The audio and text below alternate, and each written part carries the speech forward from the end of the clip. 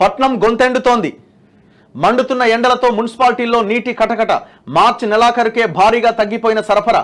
కోదాడ మున్సిపాలిటీలో 69%, నిర్మల్లో 44% తగ్గుదల. ఖమ్మం, కరీంనగర్లో 20 నుంచి 30% దాకా లోటు. మున్సిపాలిటీల్లో తాగునీటి సమస్యపైన నేడు CDMA సమీక్ష. హైదరాబాద్ నగరానికి ఇబ్బంది లేకుండా కార్యాచరణ.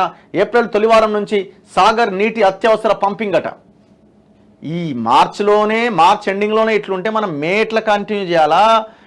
ఏప్రిల్ ఎట్లా, మే ఎట్లా, జూన్ మిడ్ మంత్ వరకు చాలా దారుణంగా ఉంటుంది సిచ్యువేషన్. ఒకవేళ ఇంకా వర్షాలు ఆలస్యం అయితే ఇక మన పరిస్థితి ఒకసారి ఊహించుకోండి.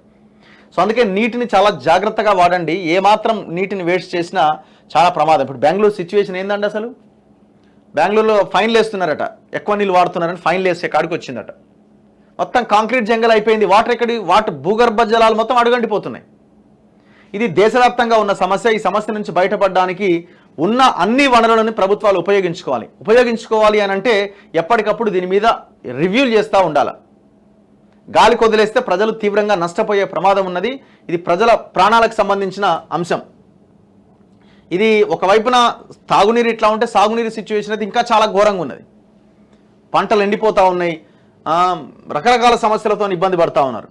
ఇగో జల సంక్షోభం దిశగా దేశమట. దేశంలో నీళ్లు లేని సిచ్యువేషన్ ఉన్నది. దాహం ఈసారి తాగునీటికి ఎద్దడే. దక్షిణాది పలు రాష్ట్రాల్లోనూ అడుగంటుతున్న జలాశయాలు 10 ఏళ్ల సగటు కన్నా తక్కువ. వర్షాభావ పరిస్థితులే కారణం. జల సంక్షోభం దిశగా దేశం. తాగునీటితో కార్లు కడిగారని బెంగళూరులో 22 మందికి 5,000 చొప్పున ఫైన్ వేసిరట.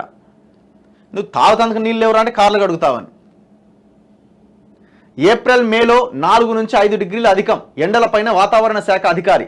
సో సిచ్యువేషన్ ఎంత భయంకరంగా ఉందో చూడండి. సూర్యాపేట జిల్లా కోదాడ పట్టణం ద్వారకుంటలో మంచినీటి సమస్య కొన్ని రోజుల నుంచి తీవ్రంగా ఉన్నది. దీంతో ట్యాంకర్లతో సరఫరా చేస్తున్నారట. సిచ్యువేషన్ చాలా వర్స్ట్గా ఉన్నది. ఇగో మహిళలు నిరసన వ్యక్తం చేసే పరిస్థితి వచ్చింది. ఇగో ఈసారి ఎండలు ఎక్కువే ఉంటాయని మేడం చెప్తుంది డైరెక్టర్ నాగరత్న గారు. ఈ సంవత్సరం వేసవిలో ఎండలు సాధారణం కంటే అధికంగా నమోదయ్యే ప్రమాదం ఉందని బేగంపేట వాతావరణ శాఖ డైరెక్టర్ డాక్టర్ కె నాగరత్న తెలిపారు. గడిచిన 10 ఏళ్లలో ఏప్రిల్ మే నెలల్లో నమోదైన గరిష్ట ఉష్ణోగ్రతల సరాసరిని సాధారణ ఉష్ణోగ్రతగా పరిగణిస్తారు.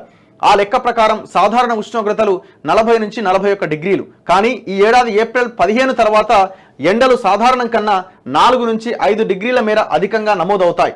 45 డిగ్రీల పగటి ఉష్ణోగ్రతలతో తీవ్రమైన వడగాడ్పులు వీస్తాయని ఆమె హెచ్చరించారు. అధిక ఉష్ణోగ్రతలు నమోదయ్యే సమయాల్లో సీనియర్ సిటిజన్లు, చిన్నపిల్లలు బయటకు తిరగకుండా జాగ్రత్తలు తీసుకోవాలి. ఆ సమయంలో బయట తిరిగితే వడదెబ్బ తగిలే ప్రమాదం ఉందని హెచ్చరించారు. వృత్తి ఉద్యోగాల రీత్యా తప్పనిసరి పరిస్థితుల్లో ఆ సమయంలో బయటకు వెళ్లే వాళ్ళు తగిన జాగ్రత్తలు తీసుకోవాలి. ఇప్పటికే గ్రేటర్ హైదరాబాద్లో సాధారణం కంటే 3 నుంచి 4 డిగ్రీల మేర అధిక ఉష్ణోగ్రతలు నమోదవుతూ ఉండడంతో వడగాడ్పుల ప్రభావం కనిపిస్తోంది.